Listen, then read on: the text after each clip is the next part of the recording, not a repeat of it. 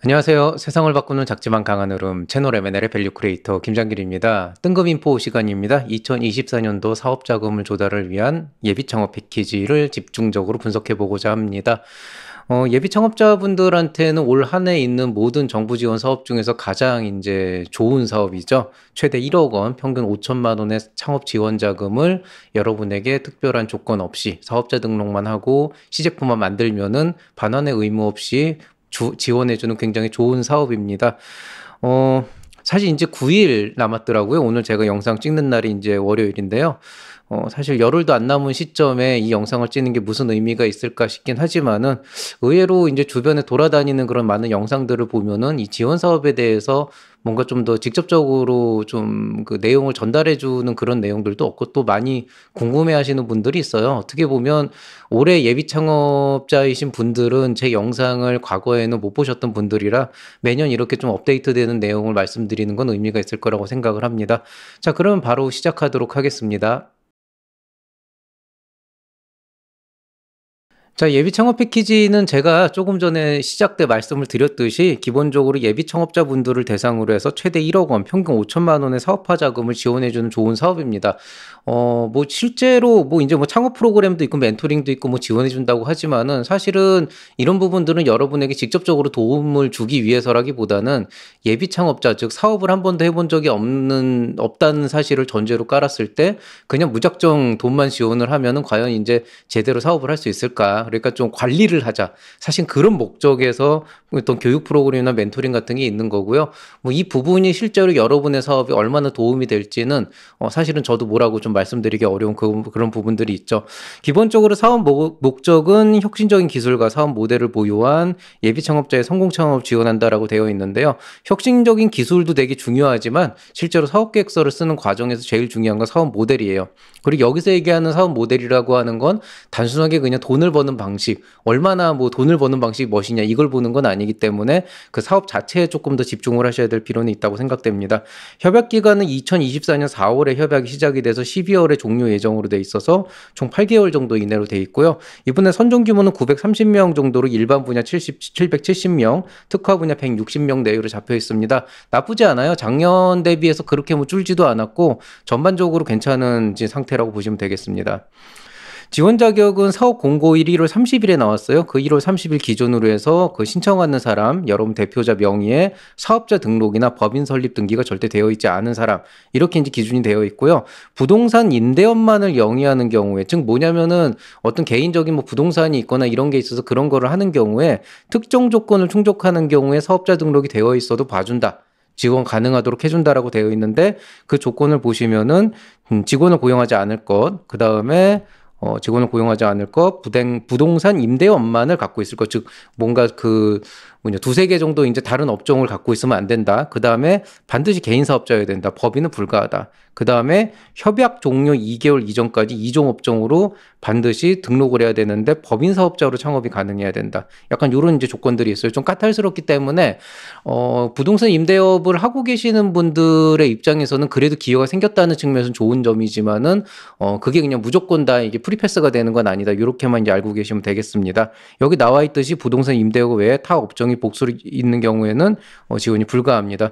그리고 이번에 새로 조건이 하나 생겼는데요. 요거는 저도 어떤 분이 계속 댓글 달고 하셔가지고 이제서야 좀 파악을 했는데 최근 1개월 이내, 즉 2024년도 이후에 혹시라도 폐업을 했다 그러면 지원 못하게 돼 있었어요. 원래 작년까지 그런 게 없었기 때문에 엄밀하게는 2024년 1월 30일이다 그러면은 작년에는 1월 29일에 폐업을 해도 그걸 인정을 해줬거든요. 근데 올해는 약간 올해 들어서 폐업을 한 거는 지원 사업을 타기 위한 굉장히 의도적인 행위다 이렇게 파악을 한 것 같아요. 그래서 창검중심대학 때는 그런 내용이 없었던 걸로 알고 있는데 이번에 그 예비 창업 패키지에서는 확실하게 올해 들어서 2024년 1월 1일부터 1월 30일 1개월 이내에 혹시라도 폐업한 경험이 있다 그러면은 그거는 지원을 안 하겠다. 신청 불가다. 이렇게 이제 못을 박아버렸죠. 그래서 모르겠어요. 이게 솔직히 형평성 있는 뭐 내용이냐 아니냐라는 거를 생각을 해보면 글쎄 그냥 상식적으로 생각을 해보면 지원 사업 받기 위해서 멀쩡한 사업을 폐업시켜버리고 올라오는 것 자체가 사실은 다른 사람들의 일반적인 시선에서 볼 때는 그렇게 바람직해 보이진 않겠죠. 그래서 그런 부분들에 대한 제재 조치라고 하면은 말은 된다라고 생각이 되고 또 올해 이제 런칭이 된 거니까 내년부터 계속 시행이 된다라고 했을 때 올해만 이제 조금 요런 이제 노이즈가 생길 것 같아요. 근데 조금 이제 아쉬운 거는 그럼 2023년 12월 31일에 폐업한 사람은 괜찮냐? 뭐 있을 수도 있잖아요. 그럼 그 정도까지는 지원 사업을 위한 폐업이 아니다라고 인정을 해준다는 건데, 이게 좀 저도 애매하단 말이죠. 그 기준 자체가. 차라리 할 거면 그냥 한 3개월 정도로 확 땡겨버리든지 뭐 그랬으면 모르겠는데, 어쨌든 뭐 이게 일단 1개월이라고 돼 있는데 혹시라도 내년 되면 또 이게 더 늘어날 수도 있으니까, 여러분 혹시라도 저한테 맨날 그런 얘기 물어봐요. 나 지금 폐업하고 들어가면 나 뭐 예창피 할 수 있냐? 이거 항상 나오는 질문인데 저는 거기에 대해서는 답을 안 하거든요. 일단 제 자신이 그런 걸 별로 안 좋아하는 데다가 그거 하려면 미리 해야지 그걸 뭐 일주일 남겨놓고 그때서야 한다고 뒤늦게 한다는 걸 보면은 기본적으로 준비 자체도 안 하고 되게 나이브하게 생각을 했다는 거거든요. 그래서 그런 관점에서 개인적으로 그런 질문들의 답도 잘 안 드리고 뭐 좋은 바람직한 현상이다라고 볼 수는 없지만 또 이렇게 또 선을 딱 거버리는 게 또 좋냐 그럼 또 이것도 또 애매하긴 합니다. 어쨌든 이번에 규정이 이렇게 나왔다고 합니다. 자, 신청 제외 대상 있습니다. 뭐 특이사항은 없어요. 뭐 채무불이행으로 뭐 규제 중인 자, 금융기관으로부터 지방세 체납 중인 자, 그 다음에 뭐 창업에서 제외되는 업종이 업종을 영위하고 있는 자, 그 다음에 창업사업과 지원사업 중에서 협약을 체결했거나 중도 포기한 자, 지금 현재 뭔가를 하고 있는 사람, 뭐 이런 그 기준치들이 있어요. 구체적으로 어떤 건 되냐, 어떤 건 안 되냐, 이거는, 저한테 물어보시면은 저도 찾아봐야 되는 일인데 제가 그거를 그냥 제 시간 들여서 찾아드릴 수는 없잖아요. 직접 주관기관에 전화해서 물어보시는 게 가장 확실합니다. 동일연도 창업사업과 지원사업이 아닌 경우, 즉 R&D 지원사업이나 지자체 같은 경우에는 신청이 가능하다라고 돼 있는데 여러분이 그 다른 쪽에서 지원받으려고 하는 그런 주관기관에서 제재를 거는 경우도 있기 때문에 항상 양쪽에다 확인을 해보셔야 된다는 거. 그 외에 뭐 이제 뭐 참여제한으로 제자 중인 자, 뭐 은행계좌 개설 및 거래가 불가한 자, 여기가 신한은행을 쓰는데 신한은행이 은행계좌가 안 열려 있는 사람을 얘기하는 거거든요. 근데 이거는 솔직히 모르겠어요. 이제 이런 경우가 과연 얼마나 있나. 은행에서 계좌 개설을 거부할 정도면은 분명히 뭔가 트러블이 있거나 문제가 있다는 얘기인데, 뭐 당연히 안 되는 게 맞겠죠. 그 다음에 이제 그 관련된 그 부서에 있는 사람, 창업지원기관과 뭐 아니면 뭐 보조금 관리에 관한 법률에서 수행 대상이 안 되는 사람, 그 다음에 이제 본인이 대표는 아니지만은 어떤 기업의 발행 주식을 50% 이상 보유하고 있는 주주다. 이렇게 되어 있거나 혹은 최대 주주인 자는 이미 이제 기업 창업가로서 보겠다, 간주하겠다 이런 이제 규정을 냈어요. 왜인지는 저는 솔직히 뭐라고 말씀 못 드리겠어요. 이거 제가 정한 건 아니기 때문에 어쨌든 안 된다고 합니다. 그 다음에 뭐 중소벤처기업부 장관이 제안을 정당한 사유가 있다고 인정하는 자, 즉 뭐냐 1번부터 11번까지 모두 해당되지 않더라도 중개부 장관이 너 안 돼, 그럼 안 된다는 소리입니다. 뭔가 좀 애매하죠. 자, 신청 절차는 일단은 1월 30일부터 2월 21일 수요일까지 이제 오후 4시까지 이제 지원을 받고 있고요. 마감일에는 문의 및 접속이 원활하지 않습니다. 실제로 2월 21일 수요일 아침 9시 되면은 그 K-스타트업 들어가는 순간부터 뺑글뺑글 돌 거예요. 그러다 뭐 대기 인수 몇천 명 이렇게 나오거든요. 그래서 반드시 마감일 2, 3일 전에 반드시 이제 사전 등록을 좀 하셔야 된다. 이런 얘기 좀 드리고 싶고요. 신청 접수는 4시 정각에 종료가 돼 있는데, 다만 이제 4시 전에 그 신청서 작성 단계 진입해서 과제 번호를 부여받으면 그날 6시까지는 뭔가 좀 할 수 있다. 이런 얘기가 있는데요. 일단 이제 핵심은 그거예요. 2, 3일 전이라고 했는데 그냥 지금 미리 올라가서 과제본을 받으셔야 됩니다. 그래서 지금 좀 들어가서 사업 아이템 그 명도 나중에 바꿀 수 있으니까 적당히 써놓고 이렇게 클릭해서 한 중간 정도만 진행을 하면은 금방 과제본은 나옵니다. 그래서 그 정도는 5분 안에 끝나는 거니까 좀 빨리 하시는 게 좋을 거라고 생각하고요. 반드시 제출 완료 버튼을 클릭해야 된다. 의외로 있어요. 이런 분들 제출 완료 안 누르는 분들. K-스타트업 누리집 온라인 신청 접수라고 되어 있는데요. 누리집이 어딨냐고 물어보시는 분들이 있어요. 없습니다. 이걸 제가 확실하게 말씀드릴 수 있는 게 누리집이라는 공간이 있는 건 사실인데 그 홈페이지에 뭐 K-스타트업 누리집 해가지고 그런 사이트가 별도로 있는 게 아니고 그냥 어떻게 이걸 말씀드려야 될지 고민을 많이 했는데요. 가장 깔끔한 방법은 예비창업 패키지 지원사업 공고문 아래쪽에 보면은 거기 사업 신청 바로 가기란 버튼이 있어요. 이거 누르시는 게 가장 깔끔합니다. 거기다 무슨 뭐 누리집 뭐 검색을 하고 절대 안 나옵니다. 이걸 왜 이렇게 만들었는지 모르겠는데 좀 이런 건 좀 정신 좀 차렸으면 좋겠어요. 이렇게 주먹구구식으로 하는 거 별로 안 좋은데. 신청 전에 실명 인증 필요한데요. 이게 시간이 좀 걸리는 거기 때문에 이것도 미리미리 하셔야 된다. 이런 말씀 드리고 싶습니다. 사업자금은 다양한 용도로 활용이 가능한데요. 뭐 재료를 사거나 아니면 여러분이 시제품 제작을 하기 위해서 어플이나 그런 거에 대한 외주 용역을 하거나 아니면 여러분이 이제 장비나 소프트웨어를 사거나 특허 같은 이제 지재권을 이제 신청하거나 그다음에 인건비 같은 경우가 이제 쓸 수 있는데 인건비 같은 경우에 신청자의 배우자나 직계 좀비 속에는 인건비 지급 불가. 즉 뭐냐면은 대표자 포함해 가지고 본인은 못 쓰게, 본인이나 본인 가족한테 인건비를 못 쓰게 하겠다고 이번에 명시가 됐습니다. 창업중심대학 때는 이게 없었고, 심지어 예시에 대표자 인건비가 들어가 있어서 저도 이게 어떻게 될지 알 수가 없다. 이렇게 그냥 말씀드렸는데, 이번에 이건 확실하게 안 되는 거니까 참고하시기 바랍니다. 그 외에 이제 지급수수료, 뭐 이제 전시회 박람회 참가비나 시험 인증, 멘토링비, 기자재 임차비 등 이런 거 가능하고요. 참고로 멘토링비 같은 경우에는 정해진 규정에 따라서 서류에 따라서 하는 거기 때문에 전문가 활용비로 쓰실 수는 있지만은 저 같은 사람은 보통 안 받아주거든요. 그래서 이게 좀 귀찮아요. 되게 서류도 복잡하고 이런 게 좀 있어가지고 어쨌든 쓰는데 좀 한계가 있다 보시면 되겠고요. 여비 출장 가실 때 쓰면 되고요. 교육 훈련비, 광고 선점비 쓰실 수 있습니다. 예외적으로 예비 창업 패키지 같은 경우엔 창업 활동비가 50만 원 한도로 있는데요. 통상적으로 이거는 이제 보고를 안 해도 되는 거기 때문에 국내 출장 여비라고 했는데 간단하게 KTX 같은 거 왔다 갔다 하거나 문헌 구입을 하거나 소모품 구입 같은 데 쓰시면 되고요. 실제로 이 부분은 묻지도 따지지도 않고 쓰게 해주겠다라고 하는 게 기본 방침이기 때문에 현금으로 이제 출금을 한 다음에 그걸 가지고 뭐 좀 다른 이제 어떤 그 사업을 위한 어떤 용도로 쓰시는 분들도 있고 뭐 어떤 분은 4대 보험도 낸 적이 있다 그러는데요. 뭐 그런 용도로도 일단 활용 가능하도록 안내를 하고 있습니다. 다만 이 창업 활동비는 이제 창중대에 나와 있는 거지만은 사업자 등록 이후엔 쓸 수가 없다 그러는데 그런 조항이 여긴 안 나와 있지만 그럴 수도 있으니까 요거는 나중에 주관기관하고 확인을 좀 해보셔야 될 것 같아요. 자, 주요 주의사항들이 있는데 정부 지원 사업비를 지급 목적에 맞게 사용해야 된다. 몇 개만 발췌를 했어요. 선정자는 창업진흥원과 주관기관이 요청하는 자료 제출이나 점검평가에 성실하게 응해야 된다. 실제로 예전에 이런 분들이 있어요. 돈만 받고 한 번도 안 나오고 그 다음에 그 보고서도 안 낸 분들이 있어요. 그 뭐 과감하게 어떻게 이제 실패 판정 내버리고 환수시켰죠. 그래서 요거 반드시 잘 따르셔야 되고요. 세상에 공짜가 없습니다. 자, 그 다음에 선정자는 반드시 협약 종료를 2개월 이전까지 사업자 등록을 해야 되는데 창업 아이템 관련 업종이어야 된다. 예를 들어서 여러분이 무슨 뭐 플랫폼 사업을 하겠다고 요식업을 하면 안 된다는 거예요. 소셜벤처 분야 같은 경우에는 예외적으로 창업 후 3개월이 속한 월말까지 기보를 통해서 소셜벤처 판별 기준을 충족하고 판별 결과 총 통지서를 제출해야 된다.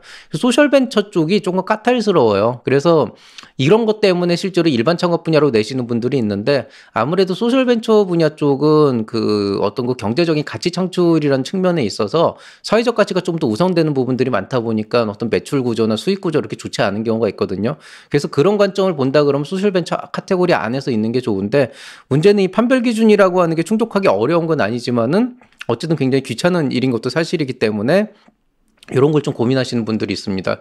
다만 이제 제가 아는 한도 내에서 소셜벤처로 들어가셔서 그 기준 판별을 못 해가지고 충족을 못 해서 반환을 한 케이스는 없었으니까 뭐 그냥 그렇게 고민을 하시면 되겠습니다. 부동산 임대업 얘기는 아까 얘기했죠. 이종 업종 제품 및 서비스로 법인으로 해야 된다. 법인인 경우에 뭐 법인의 책임이 있고 어쩌고저쩌고 되어 있는데 뭐 요 얘기는 조금 이따가 얘기를 할게요. 그 다음에 선정자는 협약 종료일로부터 1년 이상 창업 기업을 유지해야 된다. 뭐 대표자가 죽거나 이런 경우에는 뭐 예외이긴 하지만은 만약에 정당한 사유 없이 유지 의무 미이행 시 1년 참여 제한 등 제재 조치 부여를 한다 그랬는데요. 이거 말고 지금 아마 그 환수를 시킬 수도 있으니까 좀 고민해 보시기 바랍니다. 주요 주의사항은 보통 두 가지예요. 부정사용, 돈 잘못 쓰다가 엄한 데 쓰다가 걸리면 제재를 가하겠다. 그래서 형사처벌 고소도 할 거고 정부 지원 사업비 전액 환수를 하고 심한 경우엔 5배 수준의 제재 부과금도 부여할 거고 향후에 사업화 지원 사업 참여 제한 3년 걸 거다. 요거 보통 보면은 실제로 부정수급을 해서 걸린 분들이 있어요. 근데 그건 뭐 본인이 잘못한 거니까 그건 뭐 제가 뭐 뭐라고 할 건 아니고 그 부정 사용인지 모르고 걸리는 분들이 있어요. 항상 그 주관기관하고 상담하시고 여러분이 사업이라고 하는 관점 안에서 충분히 쓸 수 있는 돈이라고 생각을 했다라고 하더라도 원칙적으로 국민의 세금을 가지고 창업 지원을 하는 과정에서는 분명히 쓸 수 없는 돈이 있습니다. 그걸 어떻게든 쓰게 하려고 돌리다 보면 결국엔 탈이 나게 돼 있어요. 그래서 요거는 좀 스스로 한번 좀 판단을 해보시고요. 모방, 표절, 대필 등의 적발 형사처벌하고 전액 환수하고 참여 제한 3년 걸겠다. 뭐 이런 얘기들 있죠. 대필은 뭐 하지 마세요. 뭐 본인 사업을 남의 손에 맡긴다는 게 말이 됩니까? 엄연히 내가 하는 사업인데 남한테 맡겨서 내가 하는 사업을 남이 대신 써준다? 이거는 사실 저는 개인적으로 바람직하지 않다고 생각하고요.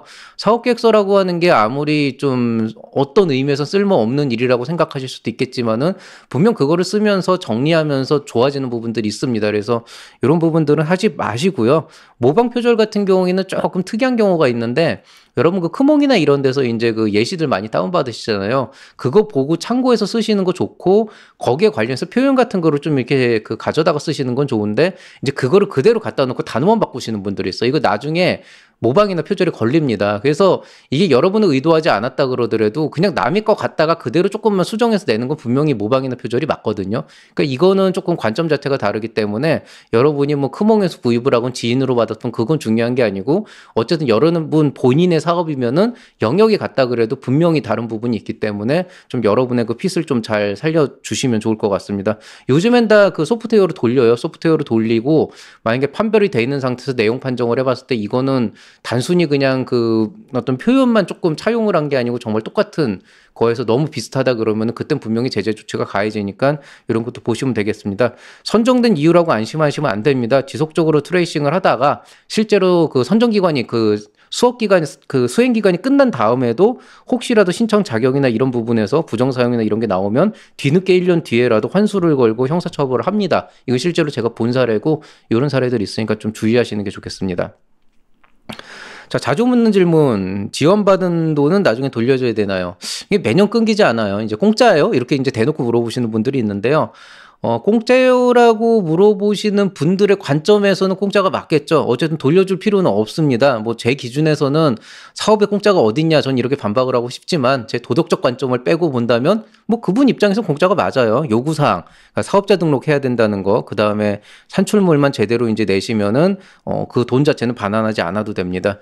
일반 분야, 특화 분야가 있는데 어떤 게 나은가요라고 물어보시면은요, 이게 복불복이 좀 있어요. 그래서 사실은 이제 여성 창업자들은 여성 특화에 내고 싶다. 또 거기에다 내가 사회적 가치다 그러면 난 소셜 벤처도 낼 수 있는데 그럼 여성 특화, 소셜 벤처, 일반 분야 어디에 내는 게 좋냐라고 하게 되면은 저는 일반적으로 이렇게 얘기를 합니다. 굳이 진짜 좋은 사업이라면 일반 분야에서 그냥 정정당당하게 승부하는 것도 좋을 것 같고요. 근데 상대적으로 아무리 봐도 이게 수익성이 그렇게 당장 높게 나오진 않을 것 같고 그렇지만 본인이 이걸 하고 싶다 그러면은 소셜벤처 쪽에 조금 번거롭더라도 나중에 그 판정받는 게 번거롭더라도 내시는 게 좋다고 생각을 하고요. 여성 특화 쪽은 좀 조금 좀 우려가 돼요. 왜냐하면은 여성 특화 쪽은 개인적으로 좀 뭐가 있냐면 경쟁률이 너무 높아요. 그러니까 경쟁률이라고 하는 게 그래도 5대1, 10대1 정도 되면 어떻게든 비벼볼 수 있는데 한 20대1, 30대1 정도 되면 그냥 운이거든요. 그러니까 그런 단계로 넘어가서 굳이 여성 특화를 해야 되냐라고 하는 부분에서 조금 의문이 있는 게 여성 특화는 자고로 빡셌습니다. 그래서 저는 여기에 대해서 조금 뭐라고 좀 말씀드리기 애매하고 근데 그럼에도 불구하고 아이템의 특성상으로 봤을 때 이거는 여성 특화에서 조금 더 인기를 받을 것 같은 아이템이다라는 판정이 들면 그쪽으로 좀 추천해드리기도 하긴 합니다. 알아서 판정하시고요. 시제품 만들어두면 유리할까요? 라고 물어보시는데요. 이게 좀 애매해요. 예. 불리하진 않습니다. 당연히 내가 그만큼 사업을 더 준비했다는 거고 그렇다면 내가 이 지원 사업을 받아서 더 성장할 수 있겠다라고 하는 거를 이제 어필할 수 있다 그러면 당연히 좋은 일이긴 한데요. 이제 이런 분들이 보통 이제 그런 고민들 하시다고요. 시제품 만들었는데 혹시라도 거기에서 부정적인 뭐 시제품이 만들었는데 사업하면 되지 왜 그러냐 이렇게 생각하시는데요. 본인이 아시잖아요. 시제품을 만들었는데도 지원 자금 받으려고 하는 건 그게 끝이 아니라는 걸 알아서일 거고 그걸로 그냥 장사를 순수하게 그걸로만 하실 거 아니라면은 이미 만든 시제품으로만 하실 거 아니라면 분명히 고도화란 작업이 들어가고 그 과정에서 더 나은 시제품이 나올 수도 있기 때문에 그런 쪽에 좀 초점을 맞춰서 진행하시면 좋을 것 같습니다. 다만 시제품이 없어도 얼마든지 창업 지원 사업은 선정될 수가 있다. 그러니까 시제품을 만든 게 불리한 게 아니고 그렇다고 만들었다고 100% 유리한 게 아니고 가끔 가다 보면 시제품 만들었다고 갖고 왔는데 개 쓸데없는 삽질을 하는 경우도 되게 많아요. 그러니까 중요한 거는 시제품을 만들었다면 그게 내 사업에 어떤 의미가 있는지를 좀 강조를 하시고 어떻게 이제 앞으로 나갈 건지를 좀 말씀해 주시면 되고요. 없는 분들은 본인이 얼마나 많은 준비를 하고 얼마나 많은 고민을 이 사업에 대해서 해왔는지를 좀 사업계획서에 잘 쓰시는 게 좋겠다고 생각합니다. 사업계획서 쓰기 어렵다고 항상 얘기하시죠? 예, 이해합니다. 저도 어렵습니다. 저도 예비 창업 패키지 제대로 된 거 하나 쓰려면 최소 2주는 걸릴 것 같아요. 솔직히. 예, 어렵습니다. 어렵고요. 쉬운 일이라고 말씀드린 적이 없습니다. 자, 모르는 거는 물어보시면 되겠습니다. 일반 분야, 특화 분야 총 27개의 주관기관이 있고요. 선정 규모는 일반 분야 30명, 특화 분야 80명씩 뽑습니다. 담당자 연락처 여기 쫙 있으니까요. 요거는 곰곰이 살펴보시고 물어보시면 되고요. 뭐 이러면 어떨까요? 저러면 어떨까요? 계속 이제 댓글 다시는데요. 해드릴 일 없어요, 사실. 예. 뭐 제가 이걸 런칭한 사람이면 모르겠는데 지금 말씀드린 건 이외에 보통 질문하시는 건 정말 애매모호한, 그러니까 저도 상상하지도 못한 경우가 있더라고요. 네, 그래서 차마 뭐라고 말씀 못 드리는데 진짜로 상상하지도 못하는 케이스가 있어요. 그래서 그런 경우는 진짜 1000명에 한 명 있을까 말까 한 케이스인데 그런 건 물어보시고 확인해 보십시오. 뭐 저한테 좋은 얘기 듣는다고 세상이 달라집니까? 그래서 요거는 좀 그렇게 보시면 되겠고요. 팁이라고 할 만한 게 있을까 좀 고민을 해봤는데요. 얼마 전에 저희 그 제자가 그런 얘기를 하더라고요. 그러니까 사업계획서를 쓰면서 이거 너무 불합리하다. 이런 건 말도 안 되지 않냐. 이런 걸 어떻게 쓰라는 얘기 계속 불평불만을 하길래 저는 그 친구한테 생각을 하다 그 얘기를 했어요. 야, 그러면 사업계획서라는 게 결국엔 종이 쪼가리 15장인데 그 종이 쪼가리 15장에 5천만 원을 주는 건 말이 되는 일이라고 생각하냐, 너는. 애초에 네가 그 말도 안 되는 종이 쪼가리 15장 내고 5천만 원, 1억 원을 받아 처먹으려고 하는 행위 자체가 정상이 아니다, 내가 볼 땐. 그러니까 무슨 얘기냐면은 그 정도 가치가 있는 사업계획서 써야 된다는 거예요. 그러니까 당연히 어려운 거고 당연히 쉽지 않은 거고. 근데 거기에 대해서 나는 이게 합리적이지 않고 이게 불만이고 나는 이렇게 생각하고 쓰세요. 상관없습니다. 그렇지만 그게 과연 5천만 원, 1억 원을 받을 수 있을 정도의 그 어떤 그 사업계획서라고 하는 그 서류가 될 것인지 아니면 그냥 여러분 생각을 마음대로 싸질러 놓은 종이 쪼가리가 될 것인지는 스스로가 판단해 보시기 바랍니다. 이게 절대 쉬운 일이 아니에요. 이게 굉장히 재미있는 거는 그 사업들에 대해서 되게 진지하게 생각을 하시는데 의외로 사업계획서를 쓰고 지원하는 거에 대해서 되게 쉽게 생각하시는 분들이 있어요. 이거 되게 어려운 일입니다. 그러니까 절대 넉넉하게 생각하지 마시고요. 시제품이 있건 특허가 있건 간에 결국에는 해보지 않은 일입니다. 여러분이 언뜻 생각하기에는 특허가 한 5, 60개쯤 있는 그런 명문대 교수님이 이거 사업계획서 내면은 붙을 것 같지만 떨어지십니다. 왜냐하면은 기술 개발이나 연구 개발이나 기술력 측면에서는 그분이 압도적으로 잘할 수 있지만은 그런 분들조차도 사업은 해본 적이 없다는 거예요. 결국 이 기술을 사업화하는 과정에서 들어가 있는 수많은 난관들이 있는데 거기에 대한 고찰이 충분하게 되어 있지 않고 아무리 좋은 기술이라도 소비자가 외면하면 그만입니다. 그런데 마치 나 이거 가지고 하면은 소비자들이 막 쓸 거야, 막 나를 칭송해 줄 거야, 이런 약간 그 뽕에 차 계시는 분들이 되게 많은데 그렇게 바람직한 자세 아닙니다. 시제품이 있어도 상관없고 없어도 상관없습니다. 특허가 있건 없건 상관없습니다. 요만큼의 조금 더 유리한 부분은 있겠지만 결과적으로 사업 자체는 여러분이 해보지 않은 일이에요. 그리고 여러분이 설사 이전에 다른 사업을 해보면서 경험을 했다 그래도 이번에 내는 사업은 절대 해보지 않은 일일 가능성이 높습니다. 그렇기 때문에 결국 여기 내는 사람들은 모두 다 동등합니다. 결국엔 아직 해보지 않은 일로 잘 될 거라는 그런 희망을 가지고 꿈을 가지고 그 가능성을 어필하는 일이에요. 사업계획서를 쓰고 평가를 받는다는 얘기는. 그러니까 모두 다 똑같은 거고요. 결국에는 여러분이 특허가 있건 없건 시제품이 있건 없건 역량이 있건 없건 누가 얼마나 더 많이 이 사업에 대해서 고민을 하고 이 사업을 될 수 있는 걸로 만들어갈 수 있는지 누가 조금 더 고객의 핏에 맞춰서 생각을 했는지가 드러나야 좋은 사업계획서가 됩니다. 그러니까 그런 것들을 가지고 시제품이 있거나 특허를 갖고 있거나 이미 기술이 있는 분들은 너무 뽕에 차지 마시고 겸손하게 사업을 바라보시고요. 그 다음에 이런 것들이 없지만은 사업에 대한 어떤 열망이 좀 뚜렷하신 분들은 사업의 뽕에만 차 있지 말고 조금 더 고객과 시장에 좀 더 눈을 돌려보시기 바라겠습니다. 자, 사업 계획서 특강 할 겁니다. 할 거고, 제 희망으로는 내일이나 모레쯤으로 예상하고 있는데요. 어쨌든 유료 특강으로 진행을 할 거고, 네이버 프리미엄 콘텐츠 스토어에서 할 겁니다. 유료고요. 이거는 제가 예창패, 초창패 따로 하려고 그랬는데 그건 힘들 것 같아서 그냥 한 세션에 두 개를 같이 구성을 해서 좀 보여드리려고 합니다. 뭐 그렇게 많이 반영이 있을 것 같지는 않아요. 이제 9일밖에 안 남았기 때문에 무슨 의미가 있을까 싶지만은 그래도 안 하는 것보단 낫겠다 싶고 내년을 위해선 지금이라도 준비하는 게 맞겠다 싶네요. 자, 오늘 얘기 여기서 마치도록 하겠습니다. M&S 스타터 원스톱 클리닉, 이제 티오가 많이 안 났긴 했는데 그래도 유료 교육 신청 아직 받고는 있습니다. 저녁이나 이제 늦은 밤이나 주말에 잠깐 시간을 낼 수 있는데 이것도 뭐 일주일 정도면 이제 마감 앞두니까 거의 끝나게 되겠죠. 기간 얼마 안 남았습니다. 혹시라도 그 상담을 통해서 조금 더 사업 계획서 업그레이드 하고 싶으신 분들은 최대한도로 본인이 쏟아낼 수 있는 모든 글들을 사업 계획서에 담아가지고 오셔야 조금이라도 이제 여러분에게 도움이 될 수 있는 그런 상담을 해드릴 수가 있습니다. 아무쪼록 건강 유의하시고요. 제가 누누이 말씀드리지만은 지금부터 2월달, 3월달까지는 꼭 예창패가 아니더라도 계속 지원 사업이 나오는 시기입니다. 절대 그 시기를 놓치지 마시고 좀 안이하게 생각하지 마시고 좀 더 여러분의 시간과 노력을 들여서 좋은 사업 계획서를 쓰고 올해 한 해 정말 여러분이 행복하게 사업을 시작할 수 있는 그런 계기를 만들 수 있으면 좋겠습니다. 모두들 건강 유의하시고요. 저는 또 다른 콘텐츠로 인사드리겠습니다. 이상 채널 M&A의 밸류 크리에이터 김장기였습니다. 여러분 사랑합니다.